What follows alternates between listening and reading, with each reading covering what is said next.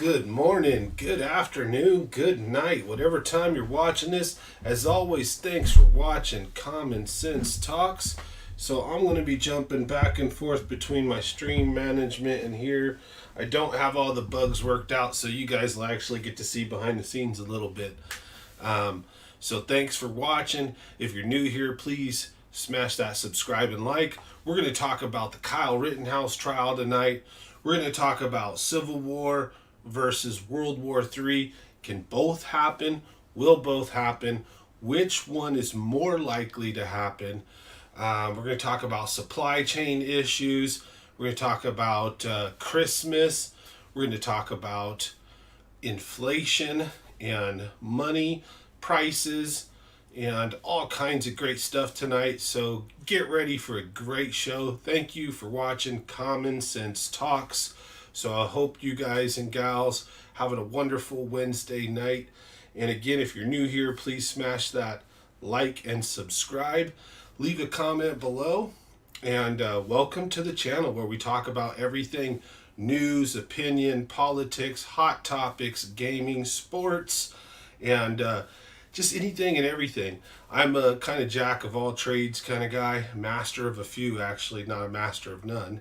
But you know, really good at HVAC, heating and air conditioning actually. So I do a lot of cool videos, fishing, outdoors, all kinds of fun stuff.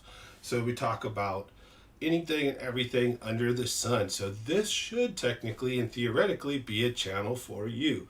So thank you again. Now, let's get into it. So we're going to start off. The first thing we're going to look at, I have not looked at these stories. None of them. Right before I jumped on the live stream, I just pulled up a bunch of random stuff about what's been on my mind, what I want to talk about.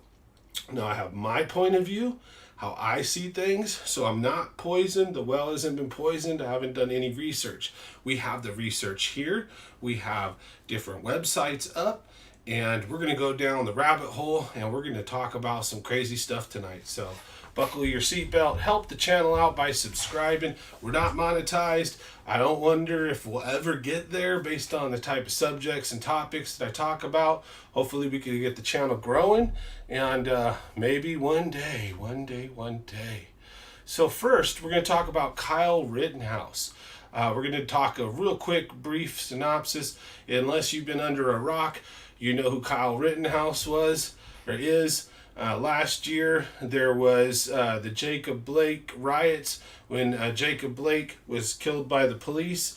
The city was rioting and looting, and Kylte Rittenhouse took a AR-15 style rifle or an AR-15 type of gun. He was out protecting businesses and things, administering first aid and trying to be help in all the chaos, and he ended up shooting and killing 2 people and shooting and wounding a third. And depending on how you look at this and how you look at the facts, you're going to have one view versus another, most likely. This trial's been highly politicized. Now, the scary thing is, regardless of what political side of the spectrum you believe or fall under, regardless of whether you're right or left, the Kylte Rittenhouse case, other than some small nuances, is an ultra clear, 100% ultra clear, visible, pure as it can be, self-defense. You can argue he shouldn't have been there. You can argue he shouldn't have had a gun. You can argue all these other things that aren't murder, manslaughter, but different things maybe. You can argue all kinds of other things, and there's arguments against those because legally there's loopholes. If you're 16 or 17 years old, you can have that style gun in that state. He had no criminal record or history, and he was 17 years old, so technically he could have that gun.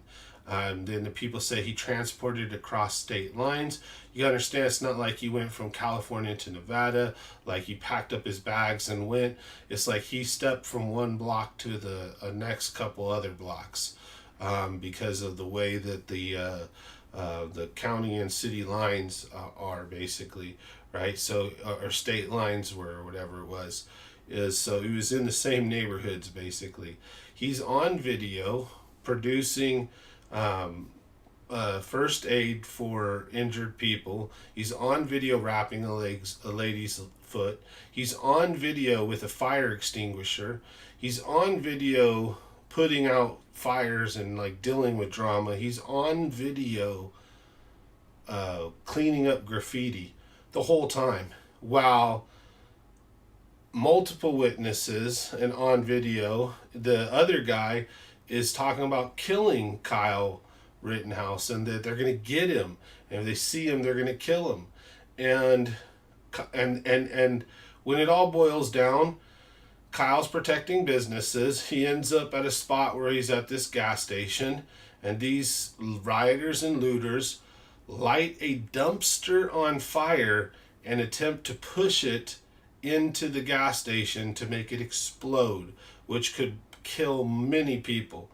And obviously it's not good for the environment, right? So they just crazily did that.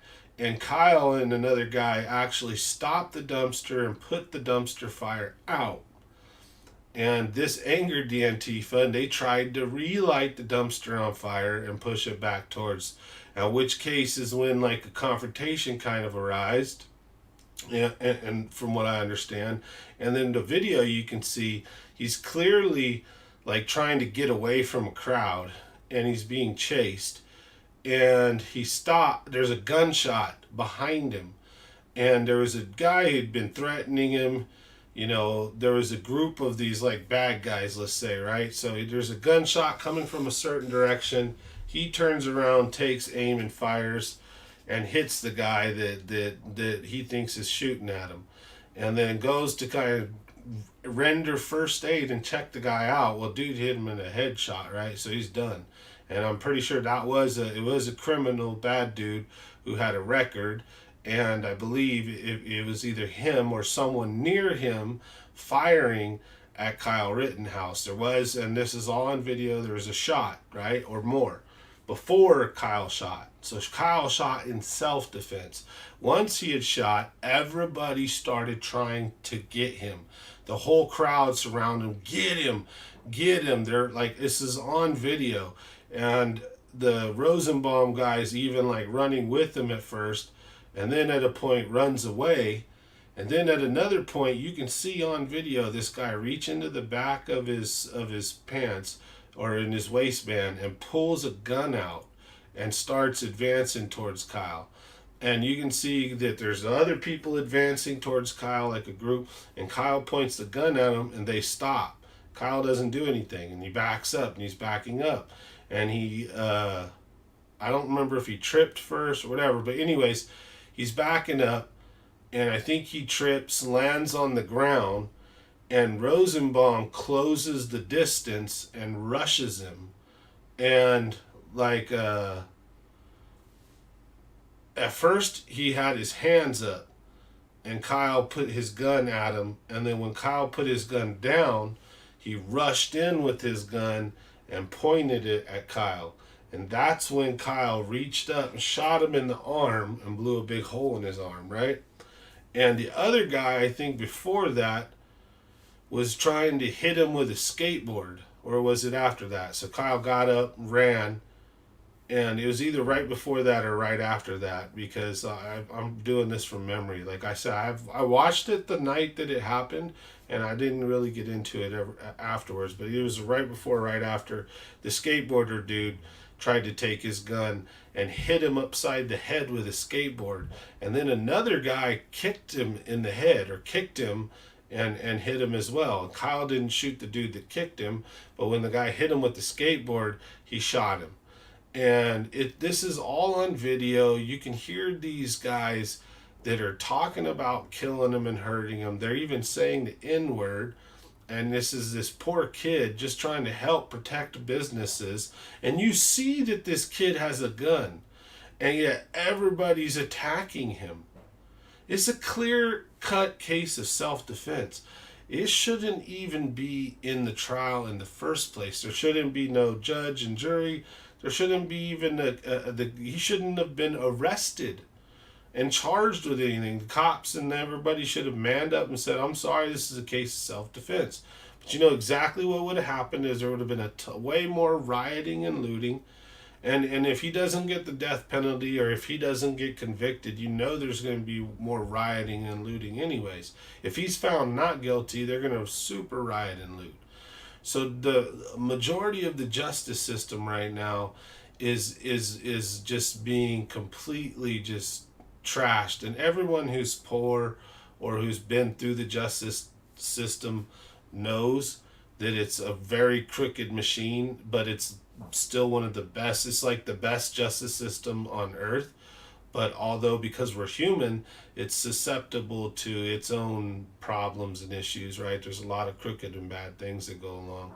But it's still like, you know, America's still the greatest country, right? But the thing is this is like very sad to see that our justice system is stooped this low, where they're allowing a kid who shouldn't even be on trial. They're forcing him to be on trial. Now, if you guys hadn't seen, he broke down crying on the stand, you know, explaining things, very emotional.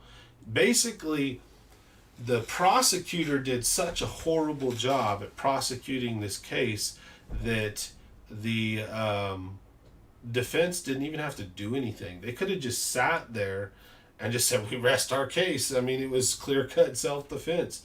All of the state's witnesses all basically said it was self-defense. They attacked him first. He didn't shoot him until they attacked him. The witnesses lied. The witness lied multiple times. The one that got shot, Grosjean, or whatever his name is. I don't know how he's not being arrested for perjury, lying under oath. He is a felon, and he had a gun when he shouldn't have had. His concealed carry permit was expired, right? So it's like, where are his charges for rioting and looting, for setting fire to a dumpster and trying to explode a gas station? Where are his charges for bringing the Glock 40 that he had? He had like a big old giant pistol on him that he could have done Kyle in with. And he said his only regret, even two other people admits, his only regret was not running up to Kyle and dumping the clip into him, he said, when he first had the gun pointed. Because they both had guns pointed at each other. And that Kyle pulled first and shot him in the thing. As soon as he put the gun at Kyle, Kyle shot him. But before that, Kyle never shot him. Incredible control for a 17-year-old kid. You know, you want to blame him of being Call of Duty or being whatever. So anyways, one thing I want to do is an experiment really quick. So that's a synopsis of what's been going on, of how it went down so far, the way I see it. Now, I want to read what Fox News has to say about the Kylte Rittenhouse trial, up-to-date current news, and I want to see what CNN has to say about it. And I know I watched it with my own two eyes today, and not all of it, but most of it. And I know I've been following the case, so I really wanted to do a video on this. Fox Nation. So I was like, I really have to talk about this amongst some other things. We're going to cover a couple things tonight, so stick with us. We're going to check in the comments later, so leave a comment if you have anything you want to say. Leave a super chat to help the channel. Subscribe. I don't think people can super chat yet. Duh. Not there yet. We'll get there soon. Okay, so Fox News. The protester and medic who was wounded by Kylte Rittenhouse during the unrest on the streets of Kenosha, Wisconsin, testified Monday that he was pointing his own gun at Rittenhouse when the young man shot him. Grosskreutz was called to the stand Monday as the prosecution's 16th witness in the murder trial of Rittenhouse, 18, who faces up to life in prison if convicted. Grosskreutz is suing the city for $10 million. And his case kind of hinges on whether or not they convict him. The third and final man who was shot by Rittenhouse during a night of destructive protests.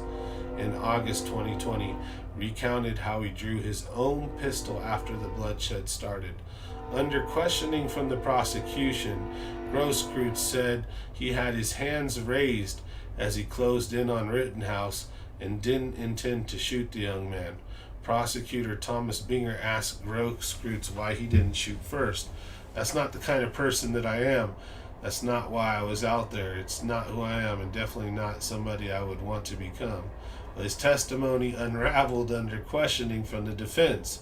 During cross-examination, Rittenhouse defense attorney Corey Chirafisi asked, "It wasn't until you pointed your gun at him, advanced on him, that he fired, right?"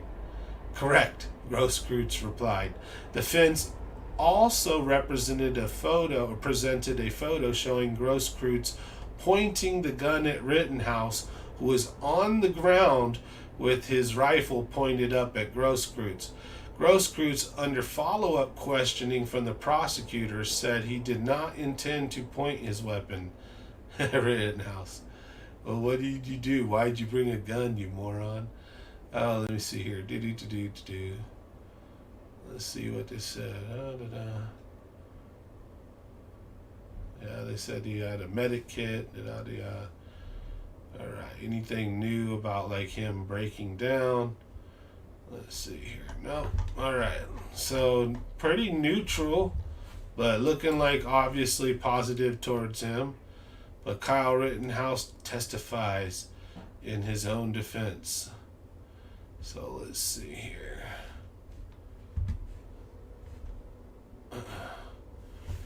Let's see how Kyle Rittenhouse, the armed Illinois teenager who killed 2 people and wounded another during protests in Kenosha, Wisconsin, took the stand to testify in his own defense in his trial on homicide charges.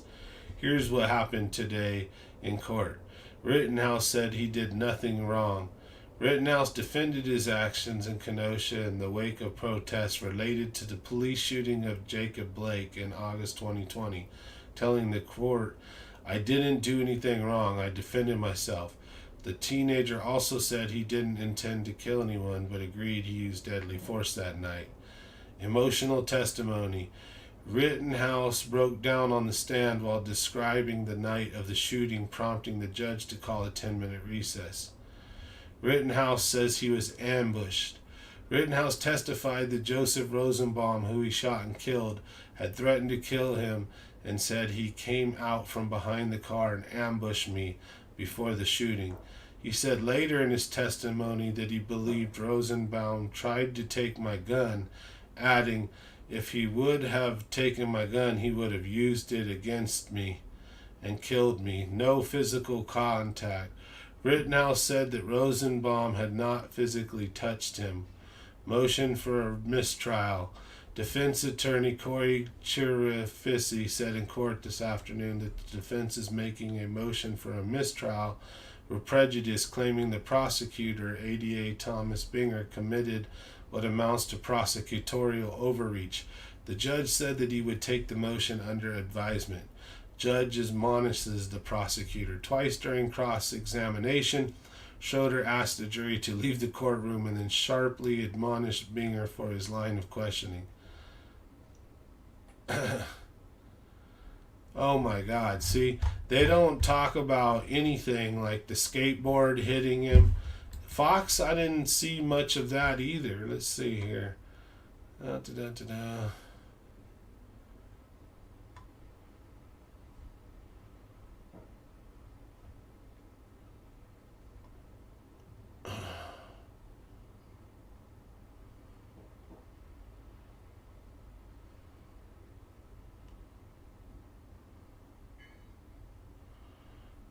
I'm just reading some stuff here, folks.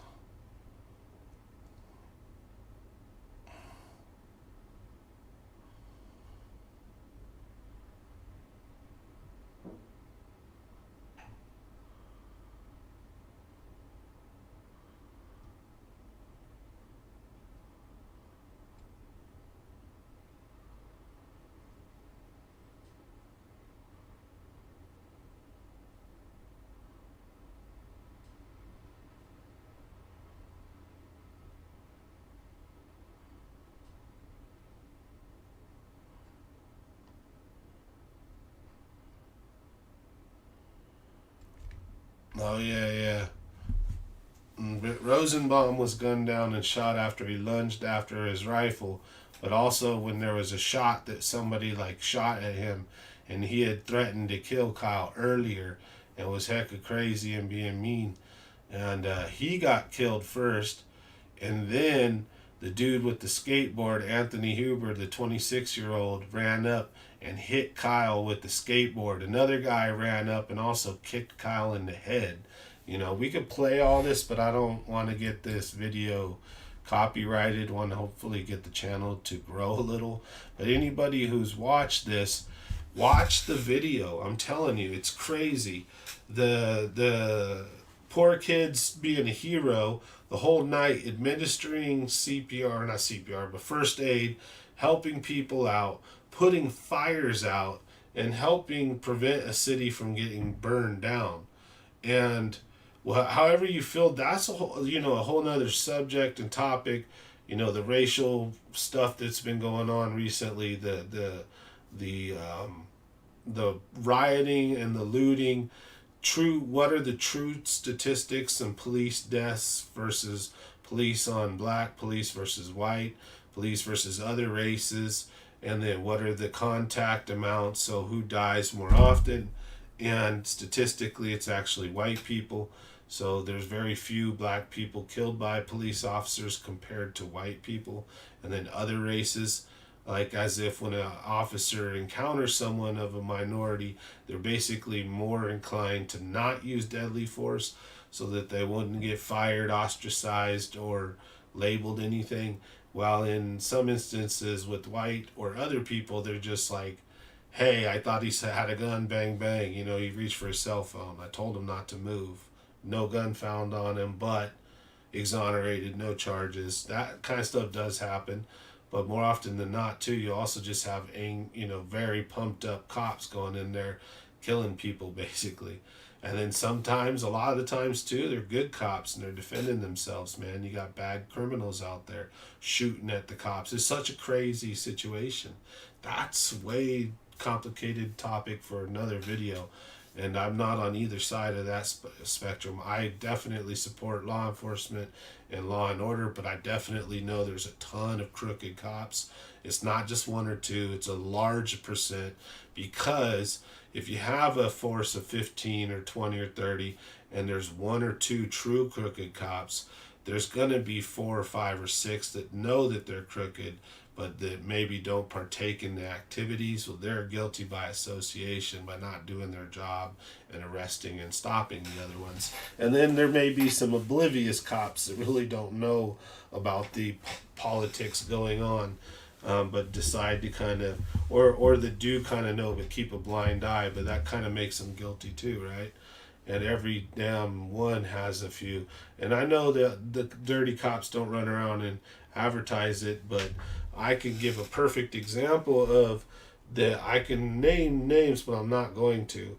But there's specific sheriffs and cops here who are powerful people who would sit in their driveway and get hammered on hard alcohol and beer all day and get on motorcycles and in their cars and they go on rides and drive around. And they're very violent people and you don't want to cross them. And there's a lot of crooked bad ones and there's a lot of good ones too. So that being said, we'll leave that there, but that's a different topic. But anyways, this poor kid was being a hero, and you have all this rioting and looting going on, and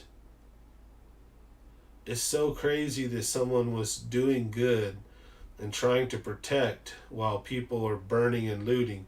And then the Jacob Blake killing, if I remember correctly, that's the dude that went around and had like a knife in his hand and was like beating his girl and like punched her pregnant belly or did some crazy stuff. And it was like super bad dude and was like obviously doing bad things. I don't know if lethal force was necessary. That's where I may disagree with some people, so I don't know all the facts of that story too, to be honest. And if I don't, I'll say them. The ones I do know, I'll speak my mind on. Like Eric Garner in New York, the one that got choked out by the police officer for selling loose cigarettes, that was straight murder. That to me was a pig, piece of shit, undercover officer. Put that big ass peaceful looking dude who's probably not that peaceful, but he wasn't trying to fight that cop. He just wasn't trying to have it. The cop should have called backup, and they waited and took him down in a more humane way than putting him in a rear choke. That's an illegal move, and then killing the dude. So your fault. He's that asshole cop got away with murder. The Eric Garner case in New York, I was actually there when that happened. I didn't see it, but I was like, damn, that shook me though. That cop got away with that. That was like Rodney King all over in a sense. So I feel people's pain. But on the other hand, you can't like when a bad people get killed, when they're doing bad things, they get what they deserve, because we do need the police. We do need law and order, right? So there's got to be respect, and there's got to be laws and rules, and they've got to be followed. So if you actually listen to me, it's not that I dislike police. It's just I know there's crooked ones, dude. I've met them. And so, it's like I just wish there was. No, that's in all walks of life. There's bad HVAC guys that will tell you things are wrong that aren't. That will diagnose something and then fix it, and that's not what's really right or wrong. And then they'll just keep replacing parts until they get what's right or what's bad right, and they fix it, and then just charge you along the way. And there's a lot of good and bad people in life, so you can't let it spoil the well. Let's just say that. So we're going to move on from that topic, but that was kind of a tangent of this, because you got to understand the way people feel about police, right? Is you either support them or not. And with all the lockdowns and with all when you got police going in and telling mom and pop shops, I'm sorry, you got to shut down. There's a mandate that you can't have your store open. And then right next to their stores, a freaking Costco or Walmart bustling. You know how psychotic that makes someone feel? They had their generations built that store, built that business to have it crushed, while Costco and Walmart and Amazon were allowed to stay open. And then us petty Americans, we kept buying our crap from Amazon instead of boycotting and going without, or demanding that we get our supplies from local or from some American made this and that. Spineless Americans is what we were and are, and we also helped to do that. We helped to destroy those small businesses by shopping out, and I'm guilty too, so I'm not trying to offend anybody. I'm just trying to be real about the subject. That by shopping at Walmart, by buying the iPhone, by doing the things that we do, we're supporting what we probably hate, right?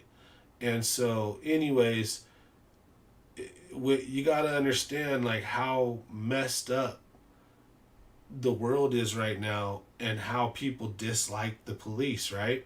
Because of the lockdowns, natural dislike of the government, a natural dislike of authority for some people, right? Now, here you go, you got this kid amongst all this chaos and hell who's out there fighting fires, who's out there fighting to try to help people, and has a medic kit, and he's trying to take care of people, and he's trying to put fires out, and he's cleaning graffiti up, and he's only 17 years old. But for his protection, he has a gun on him, and terrible people come to visit bad upon him, and he defends himself, and look at where he's at. This is so sad. He shouldn't maybe have gone with the gun. I don't know. Man, it's his right. If he was 18, would anybody be saying anything? If he had not crossed one block more and moved across a line, would anybody the left side picks at straws on this one to attack this poor kid.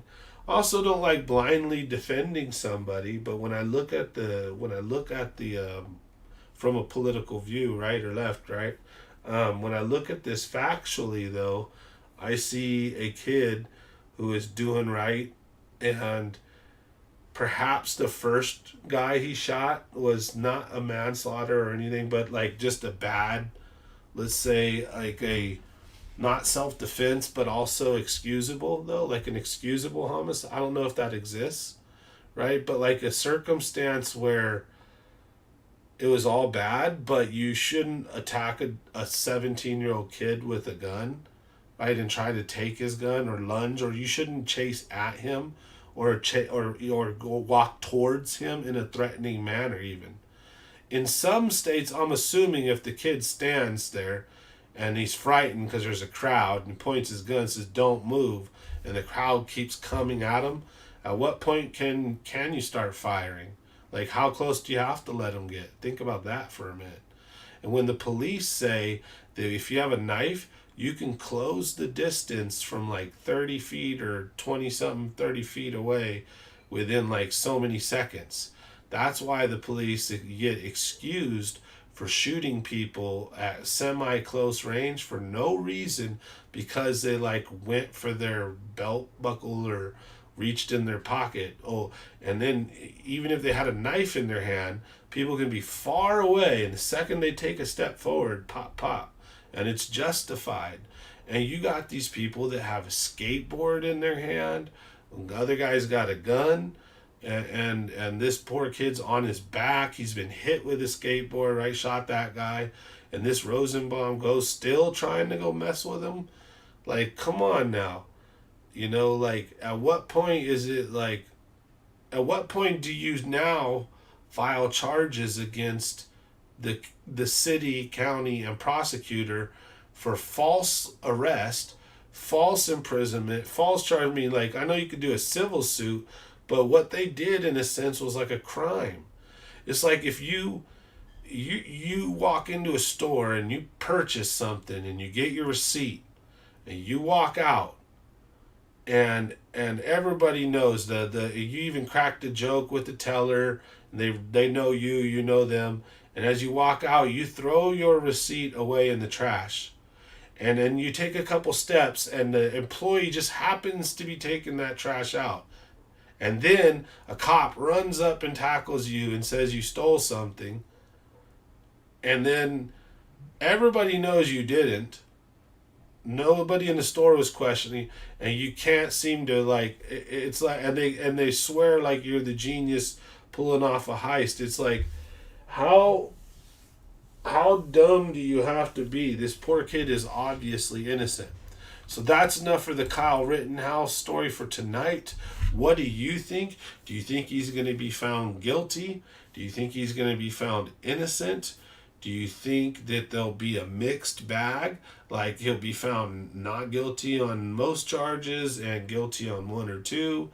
Do you think that there'll be some kind of intervention from the judge? Like maybe a directed verdict, or granting the motion for a mistrial with prejudice so they can't refile charges? So let me know in the comments below or in the live stream chat what you think. And we'll go ahead and, I wish I would have made my pop out like that. Let's see here. No. All right. Now, Civil War versus World War III. All right. Are they inevitable? And which one is more likely? So, what are World War III and Civil War II, let's say? We have to define that so we can understand what are the chances of it. So we have a common understanding of what we would assume a World War III would look like and a Civil War II would look like. Now, it's either going to be hot or cold, right? Like the Cold War, which would be financial, spy, and control and power, not necessarily violence and death. A hot war is when you're actually shooting, killing, and blowing up and killing each other. Now, with our technology that we have at this time, and the power that we have, a hot war is all but assured to almost annihilate the entire world, even if it doesn't go nuclear. So if it goes nuclear, we're all screwed. There might be like this tiny speck or two or couple of little small countries that manage to avoid most of the fallout and the effects that may happen from the sun or from other different unforeseen problems. For those who survive the Mad Max areas, right? There may be some small pockets of humanity, but most likely, with the powerful nuclear weapons we have now, if it went nuclear, we'd be screwed, period, right? So if it doesn't go nuclear, but it goes hot, then most likely, with the technology that we have now, we would level like 50% of the earth or so. You know, I would assume if it's a true World War III, where we're involved with Russia and China, Iran, North Korea, who knows where Australia and Canada fall with their wokeism, crazyism? Is our military even up to it, being all woke and crazy?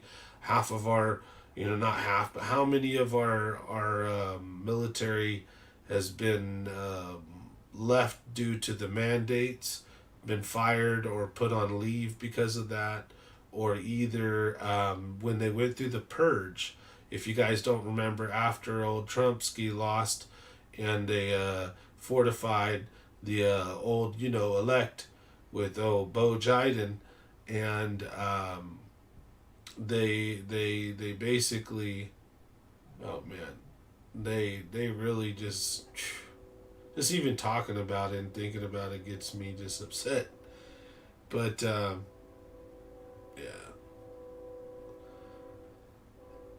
If it goes hot, you got to think that if it goes hot, it's most likely going to be almost all the damn world, right? The ability with drones, with the technology, with ships, airplanes, boats, and if men had to start killing each other with their own hands and guns and knives in close quarter, I mean, just think about how much damage will have been wreaked first via hypersonic missiles, MOABs, strategic strikes, and then in actual invasions and stuff if it really were to happen. Like, let's say it went hot, but we managed to withhold and we agreed, like, we don't want to destroy the world, we're just going to duke it out and see who wins. Or if there's a plan or a plot, conspiracy, let's say, and we already know who's going to win. The pawns are, the sheep are being culled, so to speak, so that the powerful can do what they're going to do. Who knows? Either way, those two outcomes are just really nasty with today's technology. And if it goes hot, non-nuclear is our best option. If it goes hot nuclear, we're really screwed. Now, what's interesting is it could also, a third option if it goes hot, is it could just be like the Great Reset. There could be some fast, hard, bad battles and invasions and some massive damage done to certain countries, and one side or the other will win. Say, example, we all know it's going to crack off. Preemptive strikes on X country and Y country with threats and bold glares at the others. And if you do enough damage and blitzkrieg and take the world by storm enough, then you may be able to restructure the power structure or maintain it, let's say, right? So, for example, say America just took out completely Russia and China and assassinated or went after Korea and Iran. Basically, any of the really big dogs that have nuclear capabilities that are just our sworn enemies, if those guys were eliminated, like just in one shot, massively, like bad strikes on. I don't even know if we'd have to hit Russia for that matter, but if we took out China and just like glassed them, just threw everything we got at them without a caret of civilian casualties or something. And I'm not saying we should do this either. I'm just saying if we did something similar to that, and we really took out, let's say, like in a fight, you got two or three dudes trying to jump you, right? Or four dudes. You can you can try to run. You can you can try to fight them, right? Or C, you can try to reason with them, which is not going to work. And A, if you're not the fastest out of all of those guys and the best in shape, running won't work either most of the times. And you'll be in a bad position to fight when you have to if you run. Be out of breath, cornered, you won't, So if you have to fight, there's many different ways. Are you going to fight the whole group like He-Man? Are you going to Rambo or Terminator up and think you're tough and fight them all? Are you going to catch them by surprise? Play the wimp, play the weakling, and put your hands up in the air and act afraid and back up or move towards slowly. Like, who do you think is the ringleader, the toughest, the meanest? Who's the loudest, the one in your face? Who's coming at you first out of the group? And when you do, you destroy that person, like utterly. You destroy that person, the other fools will think twice before they even dare step. And if they do, they won't be as sure and make your job a lot easier. So if you ever do have to fight more than one person, that's how you do it. You don't go after the weakest person first. You go after the ringleader, right?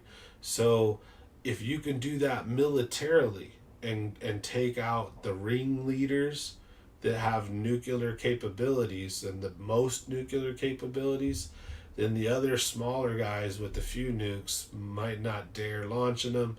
And let's say if it's America that does it, it can maintain its superiority, blah blah blah, if it came down to a fight, especially if we're doing it in defense, like someone attacked us first and then we lash out and destroy them. Now if we do it in offense, we're just going to hate, the world hates us already, they'll just hate us more, and it will just speed up our demise. In the other way, it would be the same thing.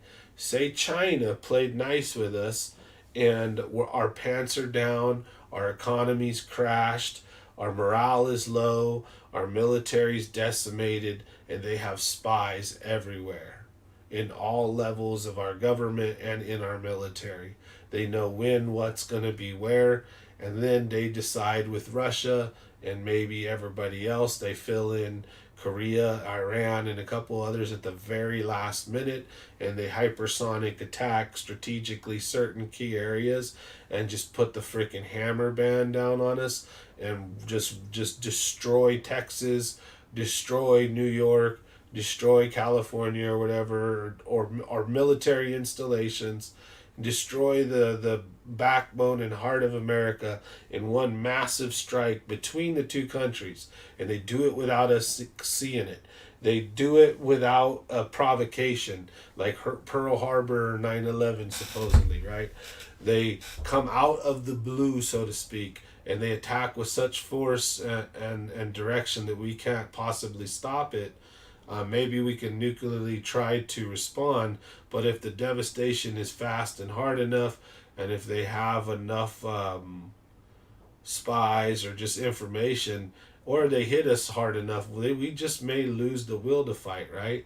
Then next thing you know, the world's ruled. Now China and Russia are the world powers, and we're the third world country, and they have bases over here in our country, and we get split into states, like our country balkanizes, like the USSR, and then certain parts of the country fight them, don't like them, but they may choose to fight or either leave them alone, or you get certain parts might willingly join the new order or the new structure of things.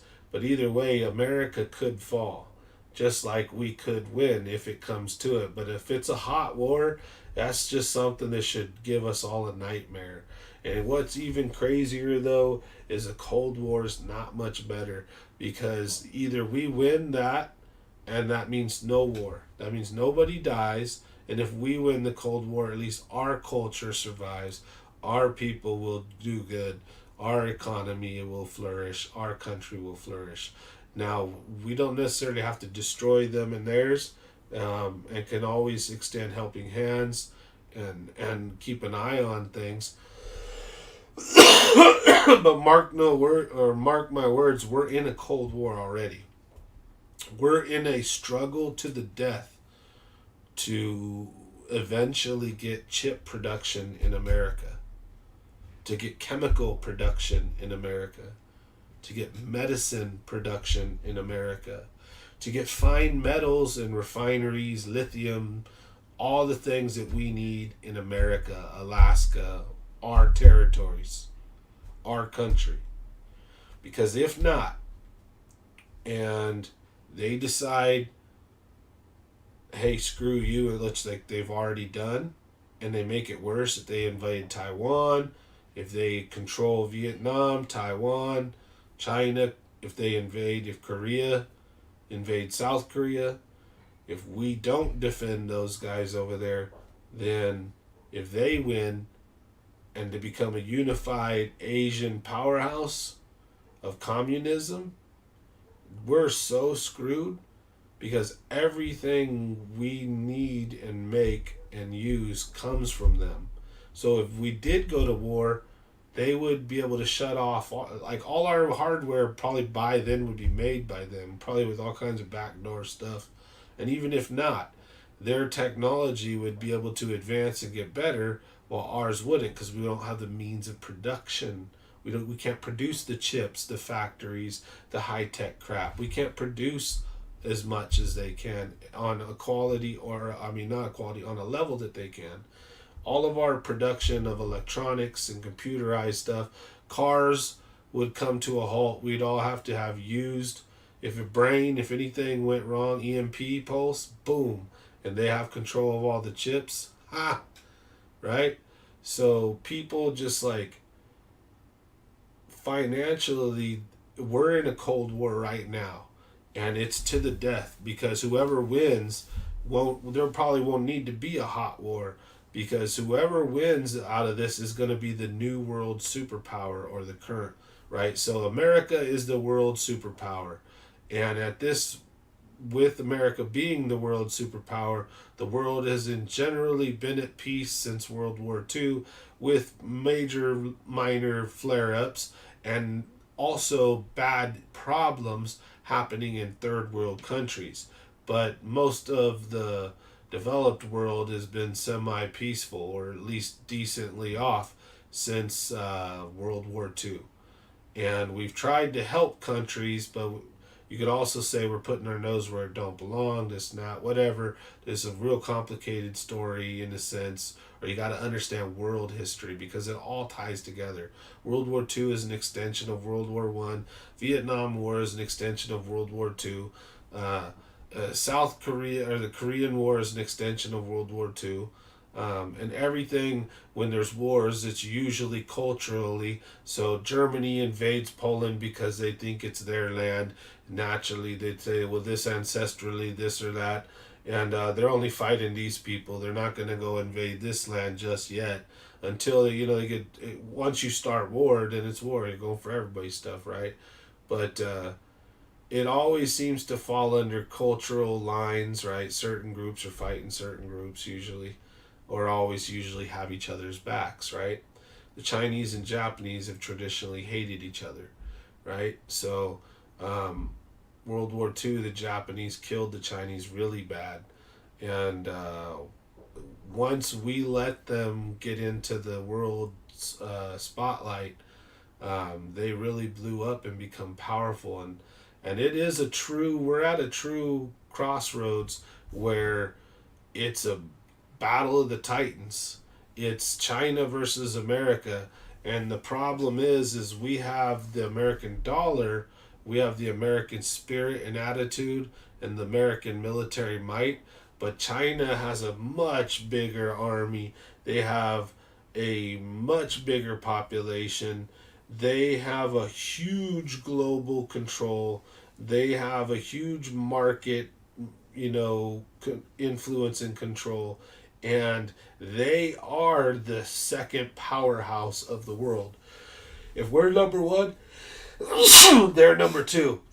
And always in life, number two is trying to overcome number one. And if number one gets lazy and cocky, number two will overtake number one. And what are Americans the last 50 years? We're Carl's Jr., McDonald's eating, donut eating, Homer Simpson looking fat, lazy, think we know it all. We're smart, we're Americans. While the government's taking our rights away, Patriot Act, inside job, 9/11 craziness. Americans don't care about shit anymore. Lost all of our rights. Crazy elections and pandemics and you being forced to wear masks and get vaccines, and none of this is medical information, so I better not get a strike. I'll fight it, because I'm not saying vaccines aren't good. I ain't got nothing to say there. You need to speak to a doctor when it comes to that kind of stuff.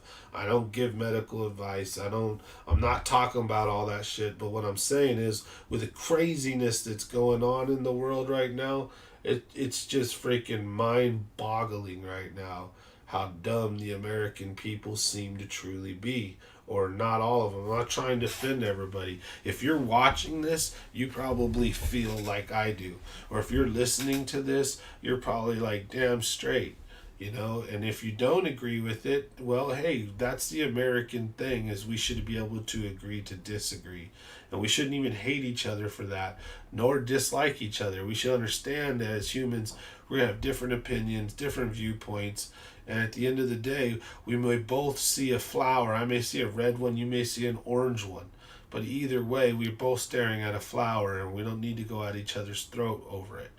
And even if I think I'm seeing a flower and you think you're seeing a weed, whatever, we can still agree to disagree.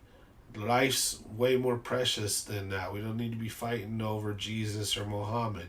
We don't need to be fighting over red or blue, We don't need to be fighting over stupid shit, or rich or poor.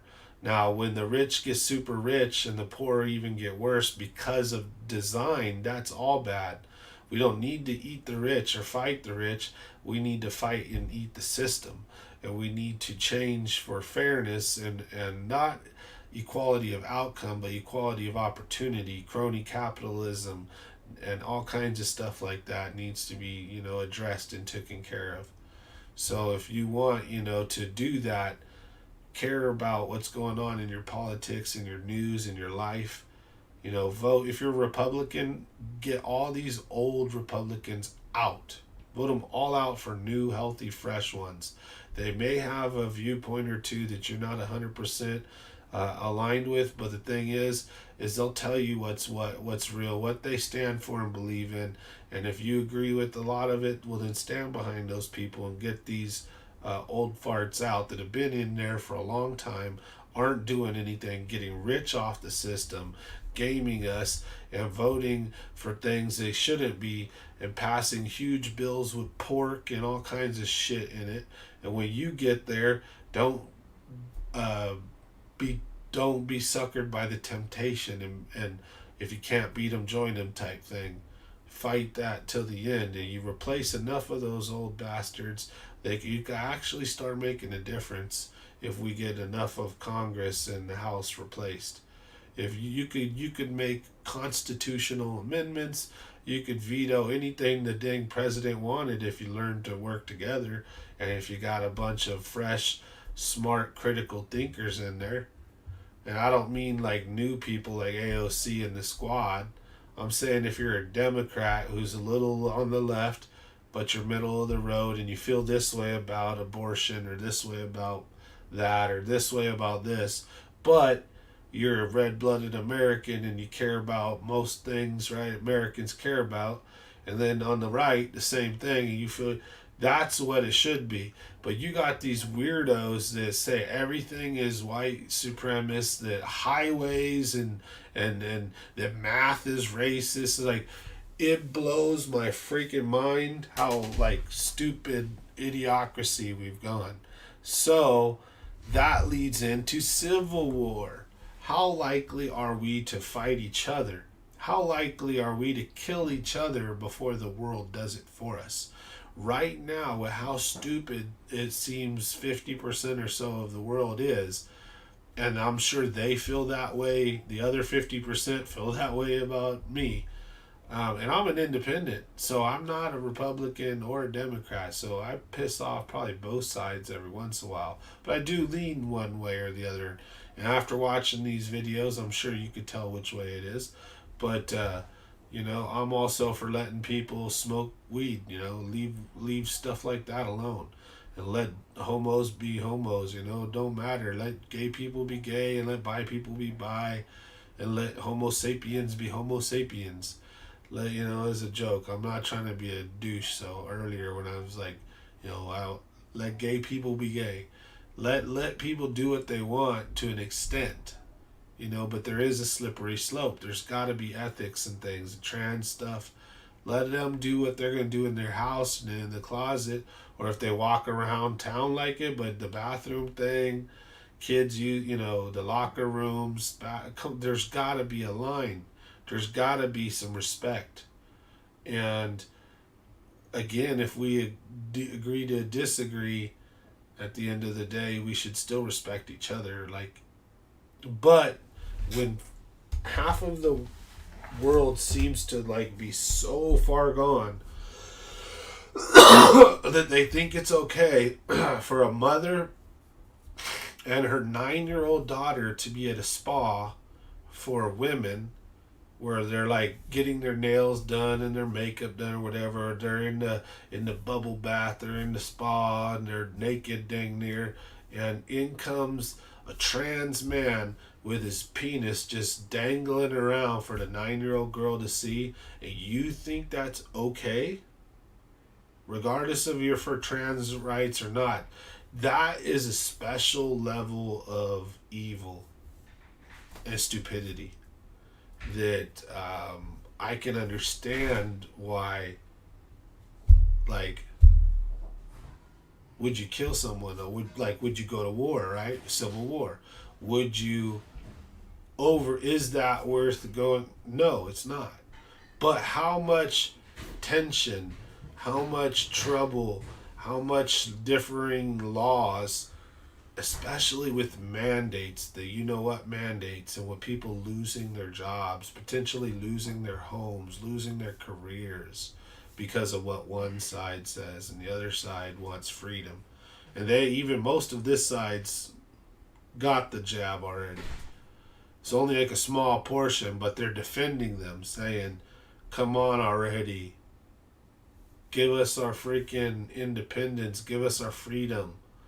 Stop being so scared. Let's attack this in a scientific, smart manner. Let's have discussions. Let's talk about data. Let's not hush and hide and ban everything that you don't agree with. Let's have a conversation about the facts, how we see them, where they tie together. Let's try to come together. Instead, it's right now, and it seems to have been this way for a while, and I've seen life can always be like this, but God, what happened to compromise? What happened to common sense? What happened to communication?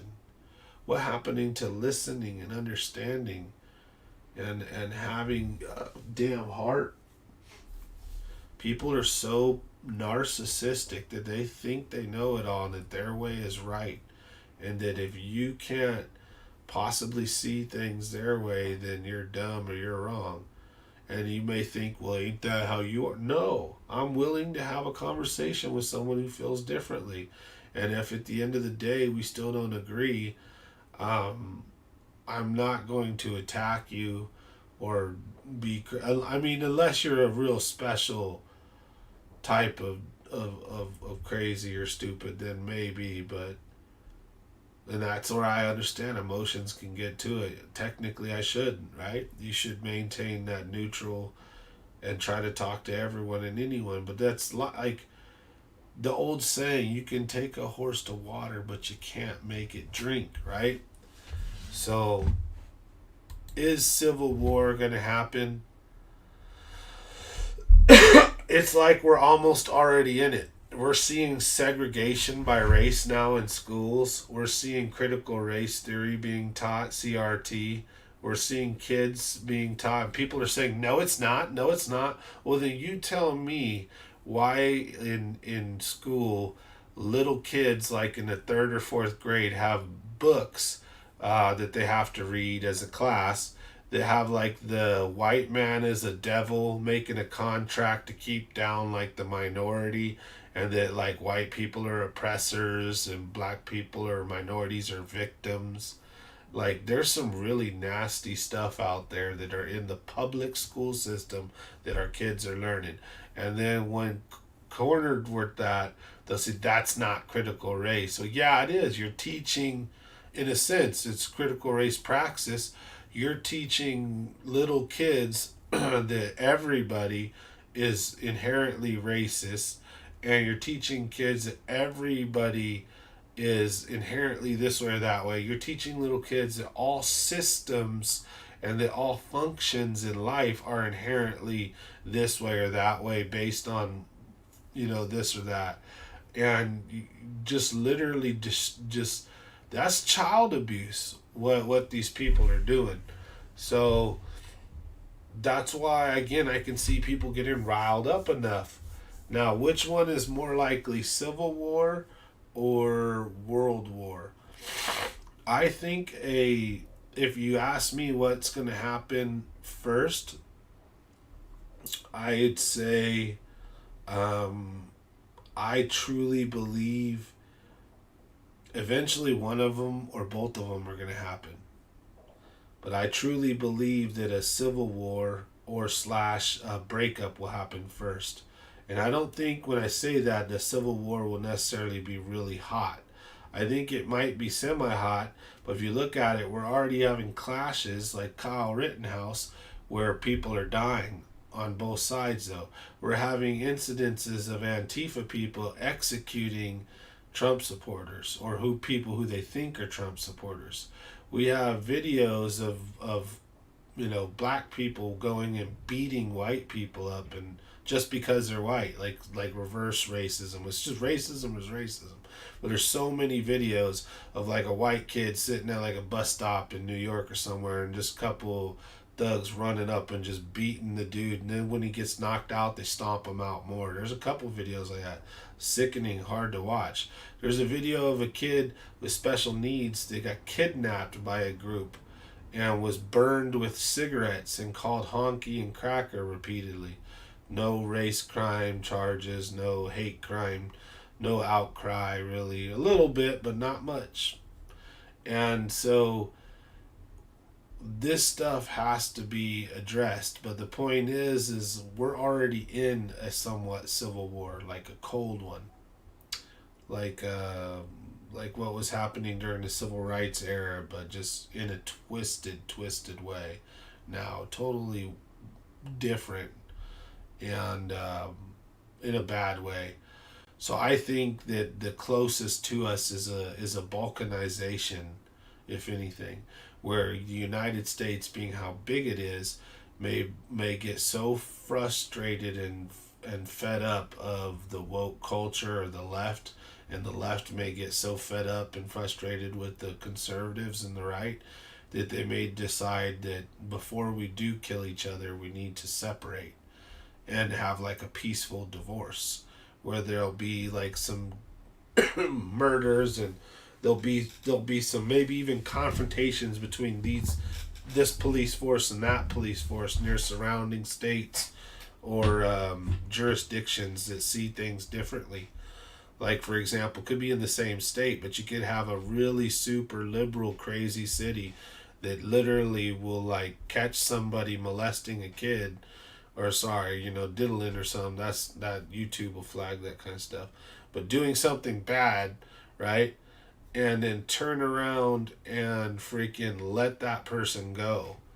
Like literally, like, and not charge them or do. I mean, that's just where it seems like we're going when you got these DAs that don't press charges when people are shooting people or when they're like going into stores and stealing $1,000 worth or almost $1,000 worth of stuff and riding out on a bike, where they're going around and breaking car windows out brazenly and stealing computers and laptops out, and they're just like stealing cars. Just the crime rates are just skyrocketing everywhere. It's so crazy. It's insane. And then you're a city that's next to that, and all the riffraff and trouble is coming to your city. And then when you try to prosecute, that city wants to interfere and say you can't prosecute its citizens. Yet they come into your city and burn it and loot and start raping and killing your citizens in your city. You almost like screw that. You want to build a wall. You want to be like, we are our own country now. Like, you can't come over here and do that shit. You do, we will kill you, you know? Like, we will arrest you, or we will, you know what I'm saying? Like a balkanization where we will start to split up into, like how the USSR split up into multiple countries. Um, that is the most likely course of action. Then would be a World War III, because then the opening would be we're not united anymore. So if the enemy of my enemy, right? So if someone attacks, and let's say the Republicans are more control and powerful, and or whoever, like the Republican states become whatever countries they become, or unity of which, let's say it's a couple countries but they band together, and then you have like New York and California and whatever become their own countries, and and we don't fight each other but we're separate. Well, if another country were to attack one of the ones we're not for, we might back our own people up because we used to be a country, but at the same time, like technically that's how you have places like Russia taking over like Crimea, because it used to be, I think, part of the USSR, all right, or Russia needs a port in that southern area, and when it was the USSR it was bigger, it had more power, so they're like, well, we're going to take that, you know, kind of thing. I may be wrong a little bit on that, but that may be something that could happen. So anyways, it's a complicated subject. For those of you who might be really into that, I hope you enjoyed my little trip down that possible options. You know, crazy. If you have a good imagination, it's crazy to think of what could happen in any of those possible different scenarios, or combinations thereof, because there's so many possible outcomes. The only thing I do know is history repeats itself, and that as humans, and the cycle of Earth will prove that even if we kumbaya each other and all sing Michael row the boat ashore and we all live peacefully, happily ever after, eventually something is going to come and really destroy and make our day a really bad day. Whether that be Yellowstone erupting, a meteorite, global climate change, if you want to call it that, whatever, or just a pole shift, natural climate change, who knows? Watch, you know, just no matter what, something is just, that's just history. And as our planet is due all kinds of mega catastrophes that it hasn't seen in thousands of years or hundreds of thousands of years. Isn't that coincidental that like we haven't seen a major like near planet or near extinction asteroid in so many, you know, hundreds of thousands or millions of years? We haven't seen a mega volcano eruption like Yellowstone that would blanket the earth in ash and it will block out the snow, causing an ice age, right? We haven't seen things like that that could cause mass extinctions, that could kill millions and millions, if not billions of people on earth, destroy crops, and people will starve, animals will die, mass extinction, places will frost and freeze over that normally wouldn't have been, and then And then the earth can get stuck in a cycle like that, because then you kill off the plants that produce the, the carbon and the other stuff. And if there's not enough, heat being produced, oxygen being produced by these plants, and a lot of like the science of how the earth's ecosystem works. I'm not a specialist, so I don't know. I'm just saying, I'm assuming, there's lots of different possible things that could come and really make our day bad like that. Not to mention the fact that as humans, we screw ourselves up like religiously. Like from the dawn of time, humans have invaded each other, warred with each other, killed each other, as well as helped each other and survived and all that. But no matter what, as time progresses, we just continue to dominate and fight one another.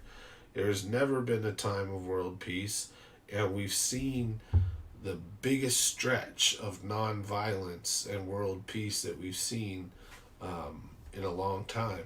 So, and I don't want this, but I say that we're due. The human population is due like an earthquake, where you have all this tension built up, and the two plates push, and then eventually something slips, and you have that earthquake.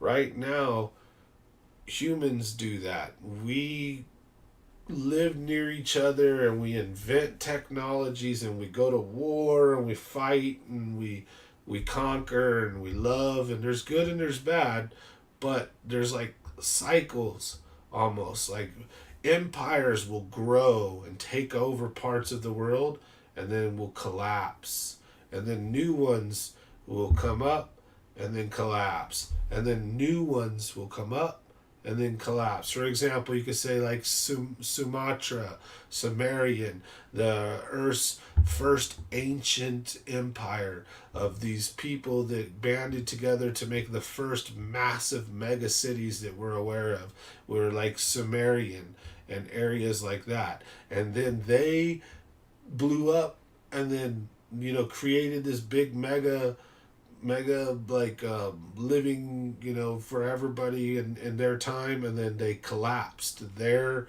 power, their culture, their way of life, horrible bad things happened. And then other civilizations, like say the Egyptians, came and became powerful, and then they collapsed. And then other civilizations, like say the Romans, grew this huge empire, and then they collapsed. And the Chinese empire and dynasty has warred and fought and collapsed and did multiple things and changes. And you look at the British Empire, they grew, and then through World War One and Two and all loss of colonies and other things, it collapsed. The Revolutionary War, right? It collapsed. Now America, Russia, big old country, it collapsed. Now here we are in America, this big, huge, powerful, strong, godlike nation, Goliath. And we are on the verge of collapse. And let alone, we've been doing things the last 50 years to piss off everybody in the world. We put our factories in all the other countries so we can exploit the people for cheaper rates than we'd pay our own.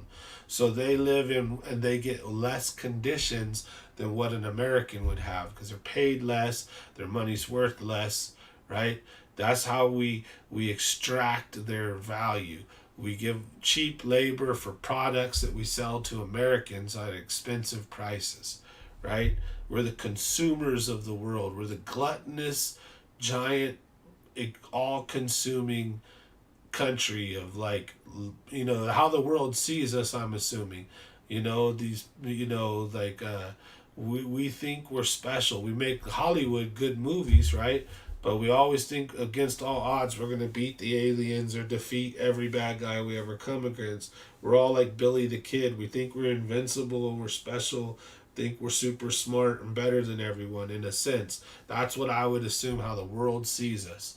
And we've been giving aid out to some countries, not to others. We've been, our CIA, our government, our special ops, and certain things, it goes and topples this government, messes with that government, or they take these people and they support these people to go fight these people. And you don't think the world knows that America's doing this? The world does not really like Americans. Go to Europe. I've got friends that have went over there. They don't like Americans in a lot of parts of certain countries. They're like, you're American? Get out of here. Certain people in countries that do like Americans, or they like your money. But a lot of people, they very much dislike, oh, you dumb, dirty Americans, right? They don't like Americans. And this is not making our image any better. And it's not helping that we may be setting up for World War III, and here we are fighting each other over dumbass shit. So things are a lot worse than people don't understand, I think. So tie all that in, right? The fact that the world seems to be falling apart. We could be headed for a breakup where the country could balkanize, not necessarily civil war, but like a cold civil war. And then the real world war could be coming around the corner then, as that's how a new world order would be reset. So even if it's Americans that are leading it, there's going to have to be a reset of the American people, because we can't have our Second Amendment, we can't have our guns, and we can't all be rich and happy. There's too much wealth distributed in America. So even if America is going to lead it, there's going to be the elites, but the poor people, right? Population control, yada yada. I wonder why Bill Gates is like the biggest owner of farmland. Yeah, this is all going down the conspiracy road a little bit, but just things are not looking good. Like I said, even from a non-conspiratorial sense, look at history. Look how often the world has gone to either a world war or a conflict that has involved multiple countries around the world in a big, big way. Not like Iraq and Afghanistan. I'm talking big shit. You look at that, we're due for one. And we haven't had one in a while. You look at the trajectory of our people fighting each other. It's a dark day right now. If you pay attention to the news, the headlines. Now we talk about the supply chain. So I don't want to be all doom and gloom. I think there's some positivity ahead if we can assess these situations correctly, make the correct decisions, and also wake up our fellow Americans each and every day, the more and more we can. And the ones that have faith, have a little love and understanding, and try to slowly but surely just try to win people over. Because at the rate that the current administration is going, let's go Brandon, mandates, all this craziness, they're going to drive more and more people away, which will hopefully lead to more and more of an ability to change things for the better in the next couple elections, without violence and any dumb stuff. And because either way, I'm not going to support people getting violent. I'm going to protect my family and loved ones. I'm not doing anything, but I guarantee you there'll be people that get so fed up, little militias will start. I mean, just or the country will balkanize like Russia, where it'll literally split up into multiple different countries or states, or little unions of their own, because it's crazy that we're so divided. Think about it. Man, that's nuts. Now, couple all of this with the supply chain crisis, with the fact that most of our stuff is made in China and other places around the world, and we can't get our stuff right now. They're kind of holding it hostage in a way. Even if they weren't, there's logistics and issues with the finances that are going on right now. People are sick. People obviously have died from the virus, but there's also people that are just like scared, people that are fed up and sick and tired of the conditions, and that are using this advantage to kind of either strike or to like take this time to look for something else in life. There's people that are using this also as to message, when they put mandates and say you have to have a job in order to do this or that. You're going to have cities that say you can't come into this city if you can't do work if you don't have it, like in New York. So what truck drivers are going to want to drive stuff into New York unless they're also mandated, right? So there's all kinds of different issues. The factories where things are made, short staffed, understaffed, same issues with people, with logistics like that. Then you also have the factories where items are stored and shipped and received, warehouses, things like Amazon factory or like shipping warehouses. They're also understaffed, short staffed, and so this whole thing is this one big giant chain or train, like the hip bones connected to the knee bone song. Everything is connected and affecting each other. From the fact that a lot of materials and supplies we don't make or get ourselves, so we can't just snap our finger and say in our factories and in our places we need more lithium, we need more gold, we need more oil, and we need more of this.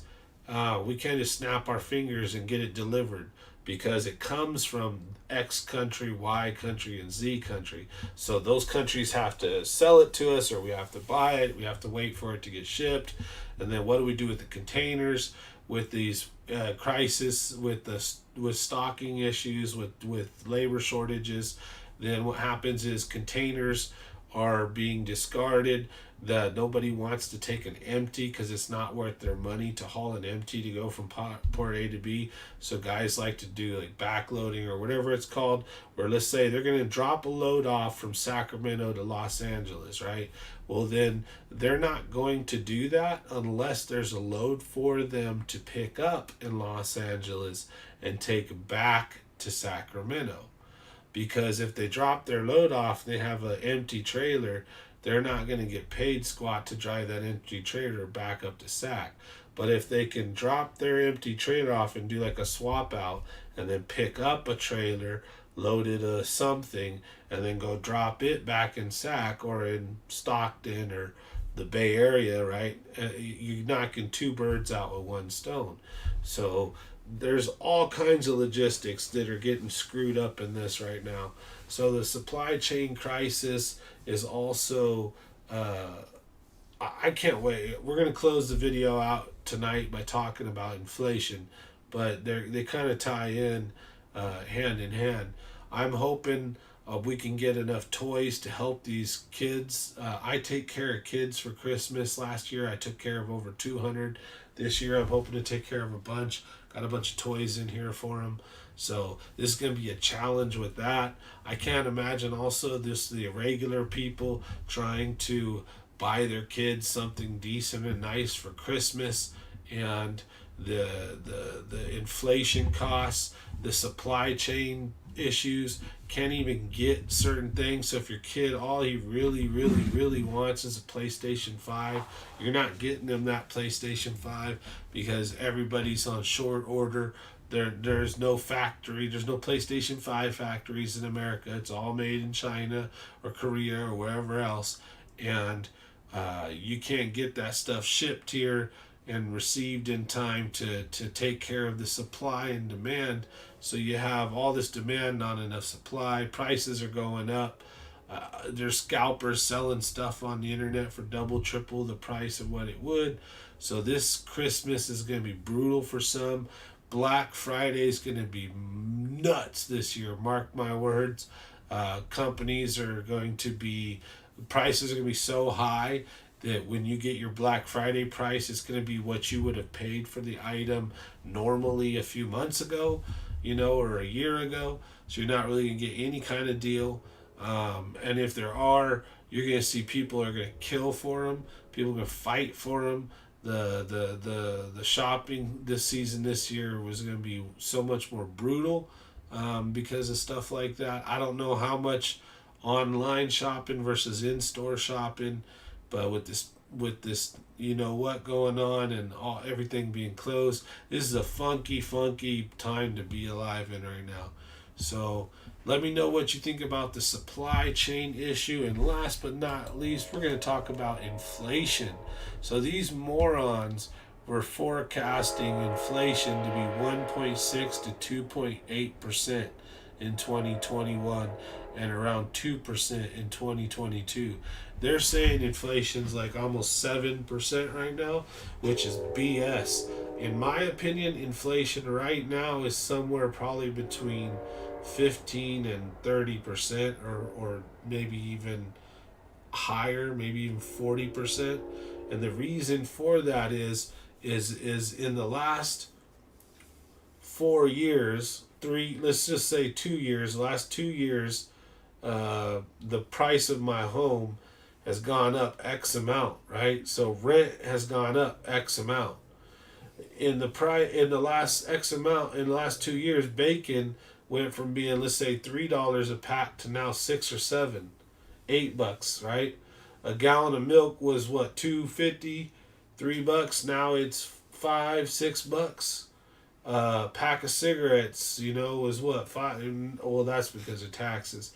Gas was like $2, $2.50, $2.25 a gallon. Now it's like $5 a gallon.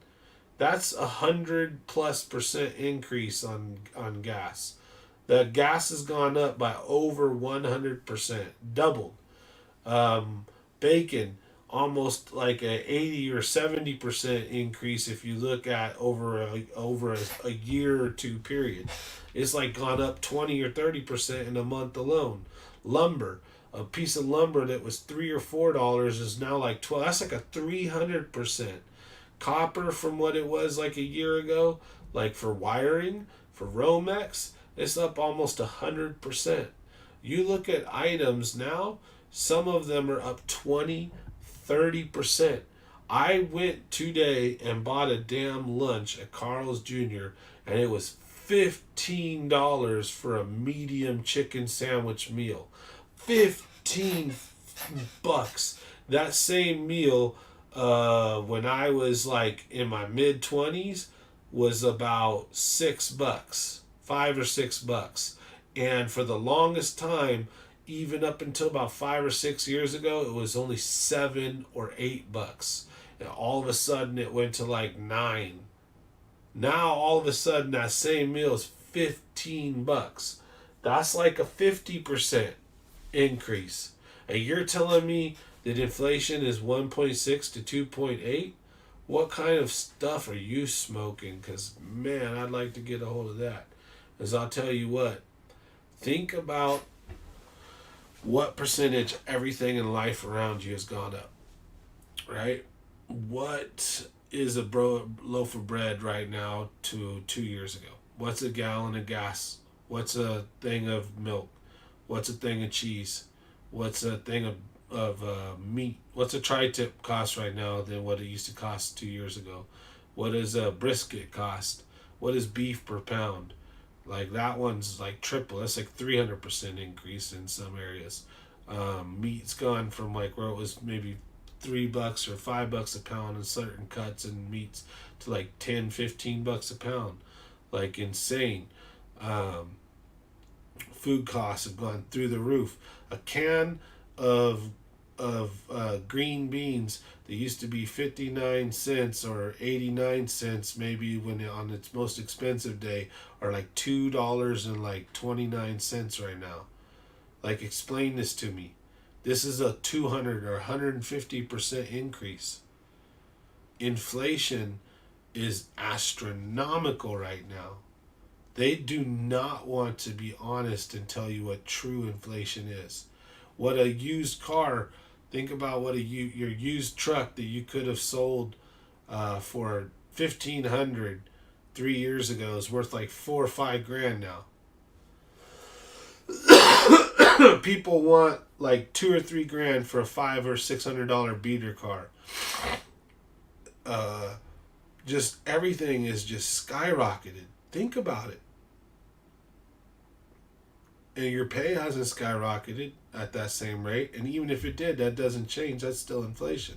But it's even worse when it's the type of inflation when everything else inflates and your rate, even if it went from 10 to 15 an hour, even if your rate got this increase, everything else around you went like this.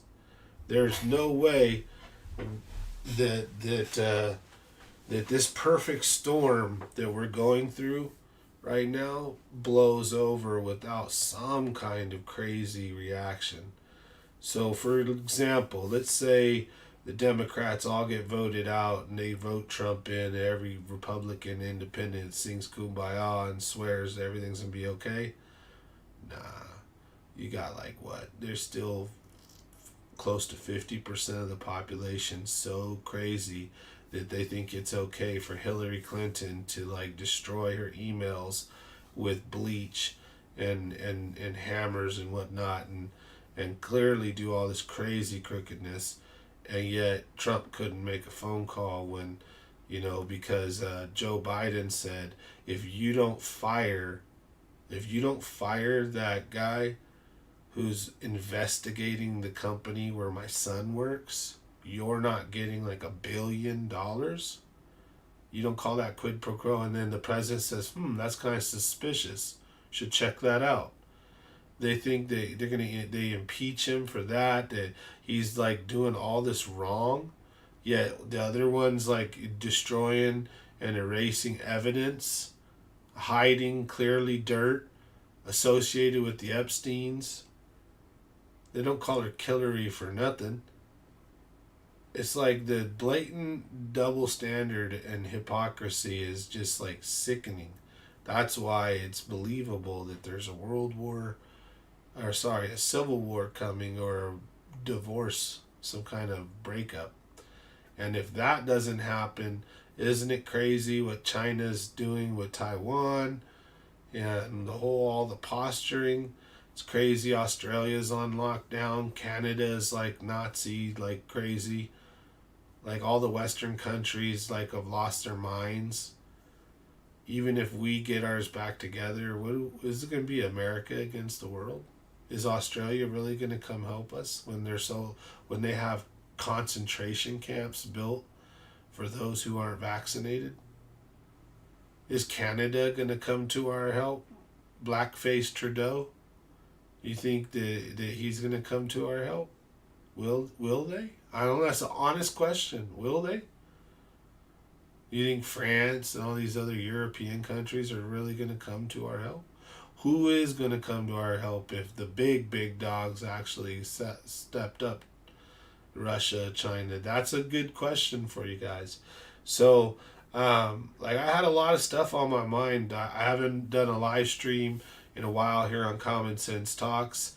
I had a lot of stuff with work going on, so I've been doing a lot of work. Bills have just been tough too. I own my own company and I'm not super busy. So when I'm not working at my company, I work for another company, like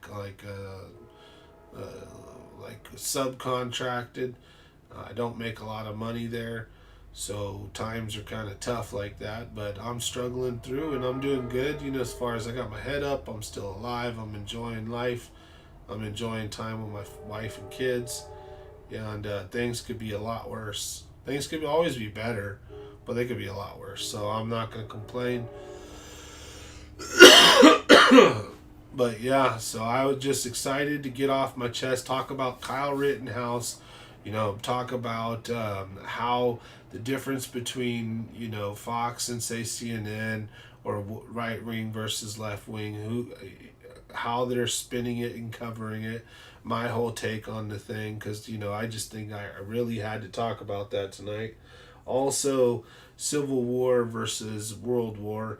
I think it's imperative that we understand how dangerously close we are to both, and I'm not even kidding, because at this point I'm honestly angry enough to go, like, if there was a fight going on right now, sign up for one side versus the other. Almost not, but like, if it would save my kids, think about it this way: Like if there was a real civil war popping off and one side's fighting against the other, and like my kids are all teenagers, and if this thing's like slow brewing and sides are getting picked and this thing could last 4, 5, 6 years, my kids are all gonna have to go through this meat grinder, and it's gonna be a nasty battle. I would fight before I'd have them fight. If there was a chance that I could give my life to make my family's life better, don't you think most parents would do that? So tell me right now, if it really came down to it, America really, I don't know how hard of a time we'd have just saying, I'll pick a side right now, you know? Because that's how polarized and divided it is. And that's important. It's scary. I don't like that. So I think it's important that we discuss that we share this video with people, or share this topic with people too. Have the conversation, right? What's the outcome? What are we looking for? What's going to happen? Teach your kids. It's a good thing to think deep. Not depending on their age, right? You don't want to scare them, but teach them to think deep, to respect, and to listen, not to respond. And if we were just more tolerant, both sides, but specifically the left right now, because you could have, like, most Republicans or independents, even though they may talk a little smack about it, they'll sit down and have a conversation with a Democrat or a liberal lefty. And that same liberal lefty most of them will literally scream and yell and call you names and a bigot. Or like if two were to say they debate, most of the time the other side wouldn't even show up, or if they did, it would just be like a protest. No thinking, critical thinking, just emotion and anger and rage. And so it's sad to see that we've come to that state. And I think it's important that we understand how truly close to the edge we are. Now, the supply chain, I think it's very important that people understand the way the whole system works, where things are made, why Trump was so right about bringing American factories and jobs back to America, why it's so important that our auto manufacturers should be here, so that we should be making cars in America, all of the parts, the chips and everything. We should have chip manufacturers, so the platinum, the gold, the materials that we need to make these special high-end chips, these fancy automated or special laboratory-like facilities that make the chips. We should be building and doing that here. Our technology, we should be making everything ourselves here. America, between the motherland and Alaska, has all the natural resources we need to do absolutely everything self-sufficient. We wouldn't need a single country for anything on this earth that I'm aware of. And then even if we did, I'm sure we'd figure out how to work with them and get stuff. But the point is if we really were America first and we really cared about America, we could easily bring production back home of things that are being made in Mexico and China and all that stuff. And if anything, keep it on the West. Keep it in Mexico, keep it in America and Canada. Keep it in our region of influence. But I strongly recommend keeping it in America. So it could have been done. Trump talked about it, and it needs to be done. We need to have our factories back here to give us jobs and to give our own ability to produce things and not be reliant on other countries for things. Because I don't know if you understand how much stuff is really not made in America or we can't get. So when the pandemic happened, like, you notice you couldn't get bleach or chlorine for your swimming pools. Shortages of chemicals and things. That's because they make those in China. Because we don't want to risk our environment. So the kind of facilities and plants and places that make this stuff, most of them are overseas.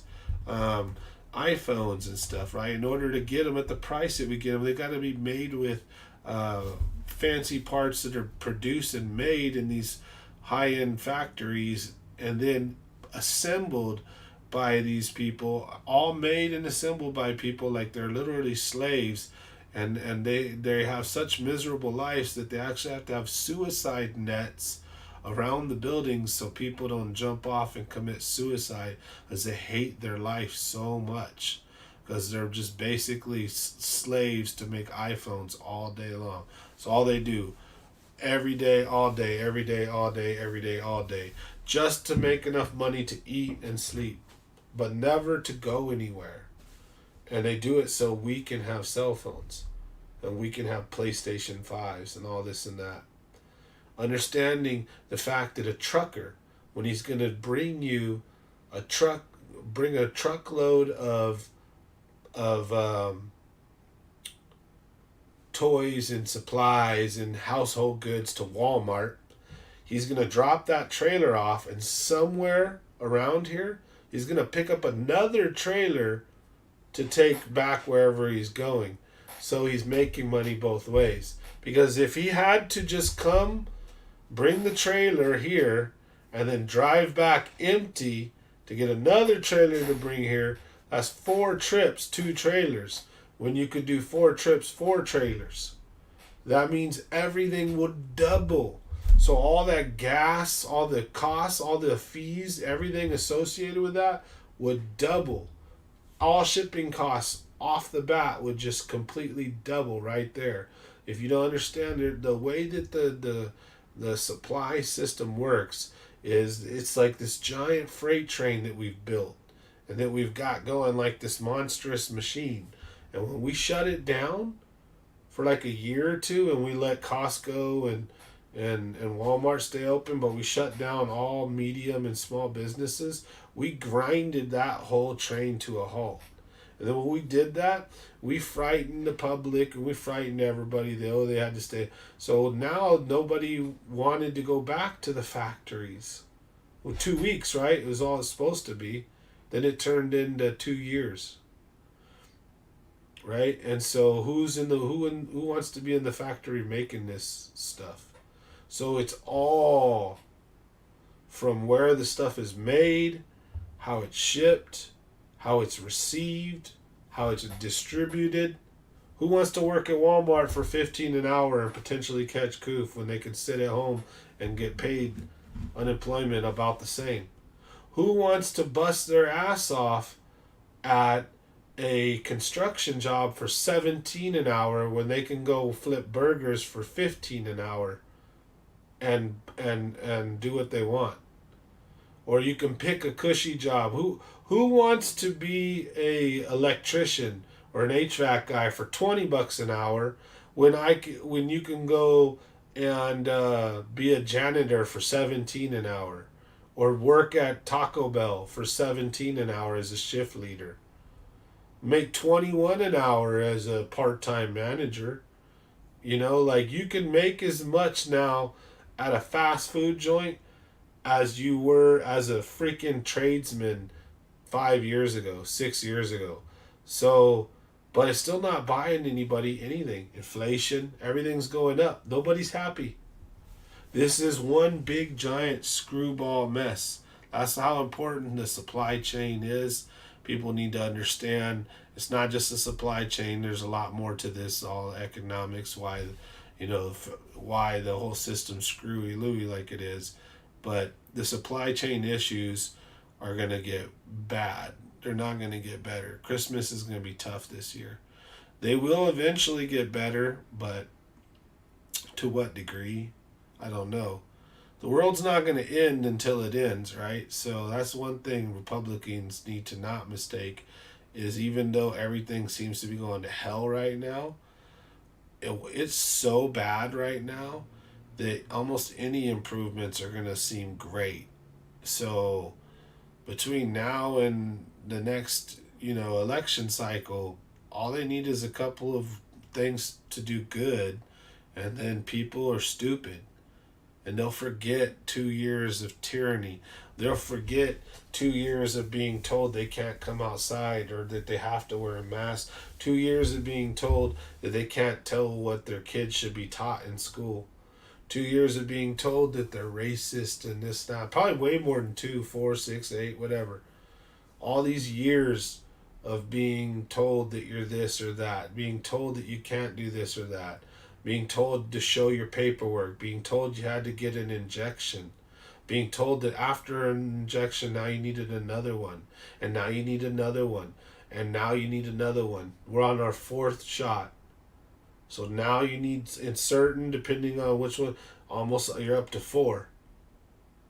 Like, when does it stop? Don't know.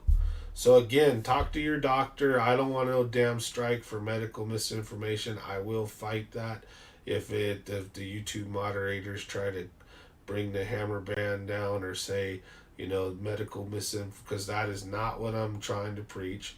What I'm trying to talk about is the mandate and forcing of people to do things they may or may not agree with, but it's the forcing, right? That people are just so worked up about.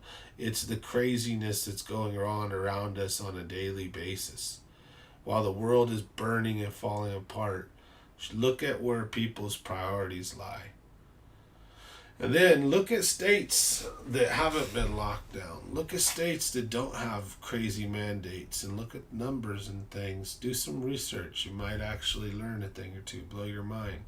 Because I don't want to get in trouble here, but the results are pretty obvious. So I hope you guys enjoyed my long, super duper live stream tonight. Thanks for watching Common Sense Talks. If you're new here, smash the subscribe and like button. And thanks for joining me tonight. I'll be back on. I usually jump on this channel Tuesdays and Thursdays, but I'm here randomly, often all the time, to do short little videos, little quick live streams, news and opinion takes.